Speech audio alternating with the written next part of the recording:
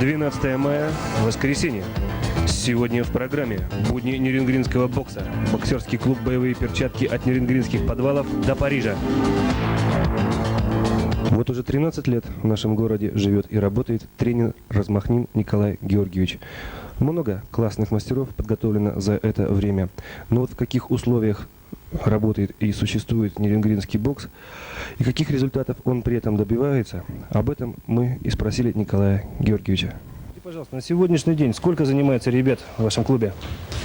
60 человек, в пределах 60 человек. 60 человек? 60 человек. А как давно вот этим делом вы занимаетесь в нашем городе? 13 лет. За 13 лет, я думаю, вы подготовили уже не одно поколение боксеров, и, наверное, уже и ваши ученики готовят.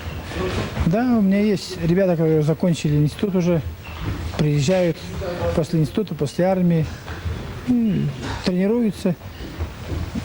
Скажите, пожалуйста, в нашем городе есть тяга вот у молодых парней к спорту, вообще к боксу конкретно? Да, боксом, вообще вот когда я приехал в начале, мне кажется, прозанимались боксом все школьники. Вот кого не встречаю, все занимались. Хоть где-то, хоть по месяцу, хоть по ладно, занимались все. Занималось очень много. Ну, сейчас, конечно, тогда был же бокс, больше ничего не было в Нюрнберге, а сейчас там видов спорта же много. Карате, там, борьба, там разные виды, то все. Ну, и там, эти вот, атлетическая гимнастика.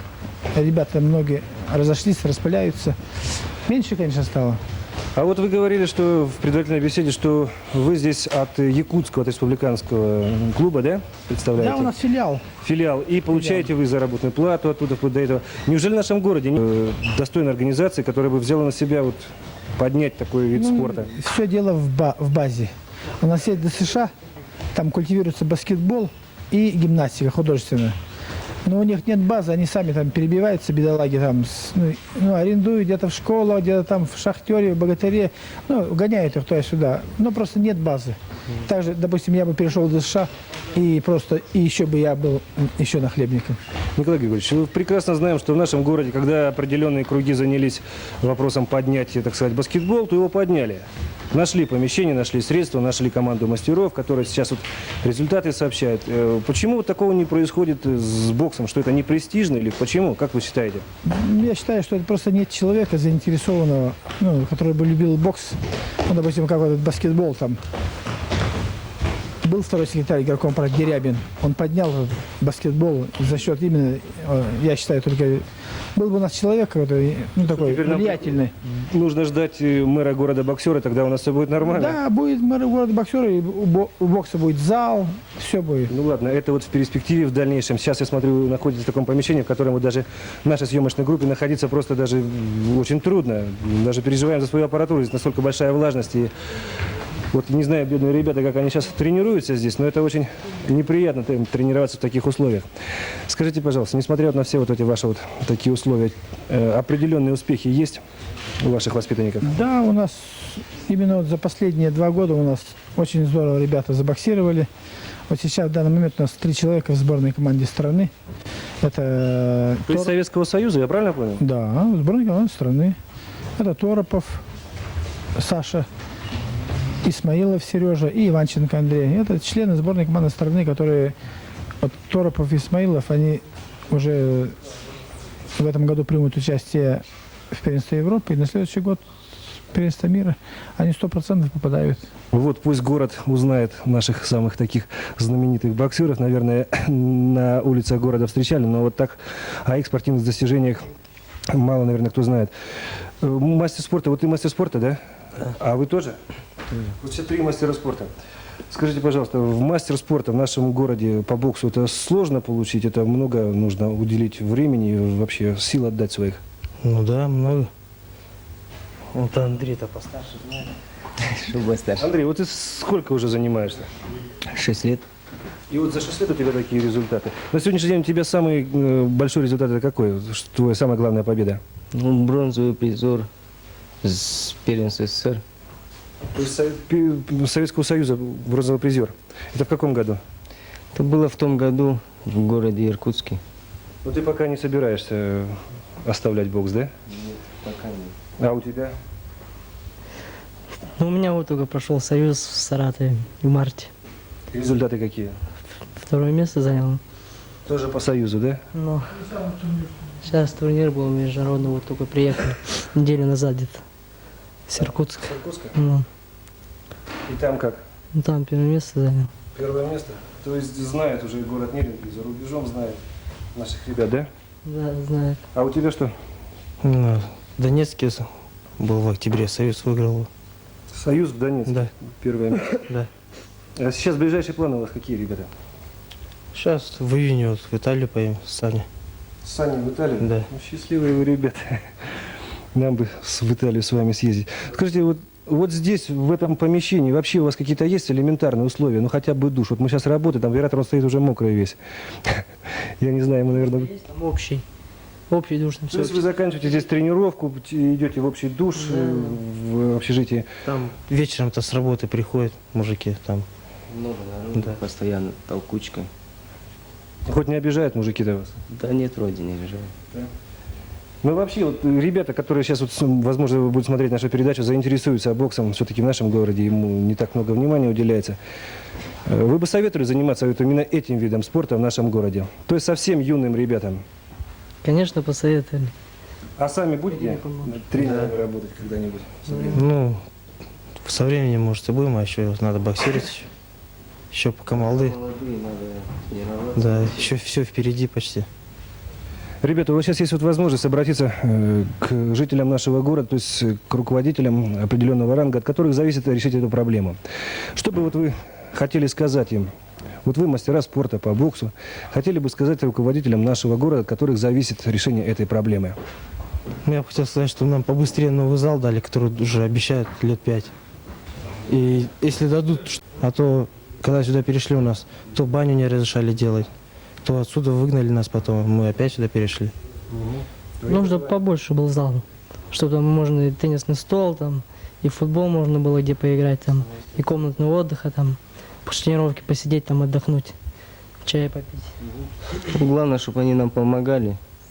Главное, чтобы они были как с нами, можно так сказать, чтобы знали наши трудности, победы, да и все остальное. Чтобы были дружнее, как к нам относились.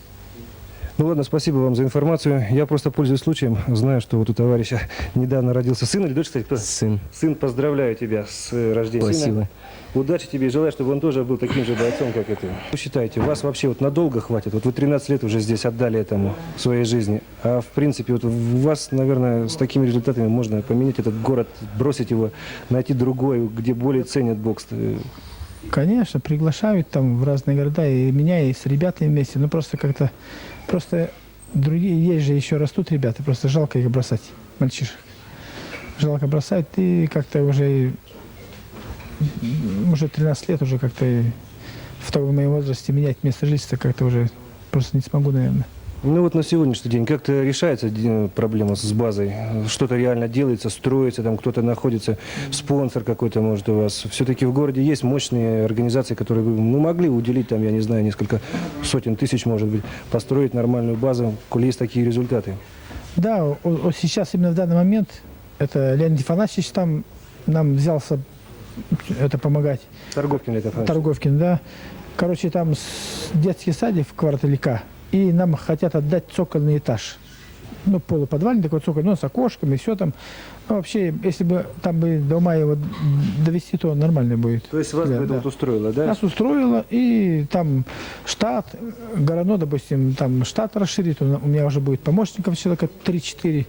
Уже вообще вот тогда, ну, КПД будет больше намного, чем вот я один. Вот я 13 лет один, вот я уезжаю, ребята одни остаются. Ну, старшего назначают, там, боксера там. А практически это для ребят очень, очень плохо. Многие поэтому даже и бросают, уходят. Ну, потому что придут там, ну, там уже система немножечко изменяется же. Все равно тренер там, я, допустим, даже в этом зале я немножко отхожу, допустим, от плана. Вот, допустим, я не могу провести тренировку по плану нашему, потому что здесь нет условий. Я уже тут кручусь. Допустим, у меня тренировка на снарядах, Это должна быть. Ну, снарядов всего 5 штук. Значит, я там меняю, часть в парах, часть на снарядах, часть там, ну, так вот. Абсолютно недавно ты вернулся из Франции, да? Вот это все твои спортивные трофеи. Расскажи немножко о них. Что вот это такое, вот, допустим? Ну, самое почетное, это медаль мне дали за первое место там на турнире.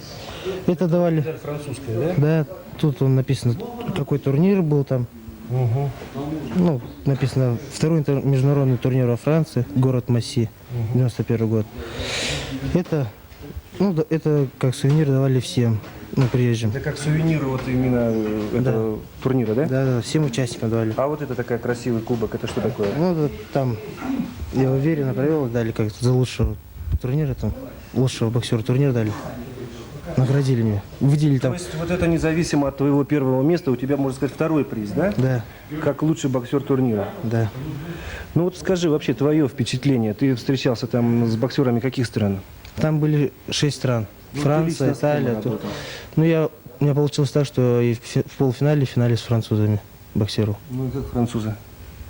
Ну, они слабее нашего уровня, конечно. Тоже есть, в каждой команде бывают хорошие ребята. Ну вот вообще ты на турнире присутствовал, смотрел, там другие команды выступают, другие страны. Что-то тебе вот понравилось, допустим? Понравились, у всех этих стран есть настрой такой на победу, все они настроены.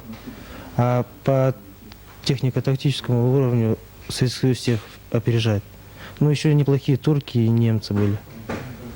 Скажи, пожалуйста, ладно, оставим тему спорта. А вообще, вот у вас было время побродить там по городу, посмотреть где-то что-то во Франции? Или все было вот только занято турниром? Мне нас каждый день возили на экскурсии в сам Париж. Мы жили 20 километров от Парижа, в пригороде. И возили нас в Париж, там, в Лувр возили, Эйфелеву башню. Даже мы выходили там, ну, как нас показывали там. Переводчика, правда, не было. Там тренер был армян. Он родился во Франции, по-русски хорошо разговаривает, нам объяснял, показывался. Ну, он чисто так просто нам показывал. Он кида не был, никакого переводчика не было. Потом возили нас, на следующий день опять нас возили в Париж, в Лувр возили, там эти Триумфальную арку, Елисейские поля, тоже объяснял, нам показывал. Это центр мира, Нотр-Дам показывал. И в последний день после финала... Там Париж, собор Парижской Богоматери? Да. А после финала у нас был банкет такой маленький, праздничный стол. Ну, все команды. А потом повезли нас на дискотеку в Париж. Ну и как дискотека отличается от нашей 40-летки? Ну, конечно, там зал, во-первых, там таких, как наша 40-летка, несколько залов. Везде переходы такие. Там народ культурный вообще. Вот нас несколько человек поехали в кроссовках. Нас даже завели, одели нам туфли. Кроссовки сняли, одели туфли, чтобы солиднее быть. И там спокойнее. Очень много народу, несколько тысяч там гуляет, там музыка такая, музыка везде там. Сергей, а вот там есть такое понятие на дискотеке, как мордобой, допустим? Ну вот хотел рассказать, там народ вежливый, там везде. Во-первых, там и никуда не залезть, потому что там... Милиция с дубинками там Не, вроде, нет? милиции нету, там ходят ребята такие в костюмах. Негры, белые такие, по 2 метра ростом, там, ребята с такими руками там. Никто никого не заденет там просто. Там они на каждом шагу стоят. Они отличаются от всех, он на голову выше всех и раза в 3 в плечах шире. И там просто страшно на кого куда-нибудь там. Даже тебе вот чемпиона и то страшно, да? Там, конечно. В общем, у тебя впечатления о весеннем Париже неплохие, да? Да. Там погода уже цветет, все там, как у нас на Украине, тепло, хорошо. Председатель Федерации бокса у нас в городе, Валерий Давыдович Луцер, который нам здорово помогает, и чувствуется за последние 2 года у нас большой прогресс. Валерий Давыдович поздравит ребят и скажет пару слов. Если можно, да? Ребята, честно говоря, очень волнуюсь. Знаете почему? Сам когда-то занимался в тесных условиях и понимаю, что это такое. И сегодня мне хочется поздравить наших ребят, которые привезли нам очень приятные вести и из-за рубежа, и из Советского Союза. Слов нет, Николай Георгиевич. Вот я хочу сейчас прям с этого и начать. Подержите, пожалуйста. Сергей. И наши спонсоры.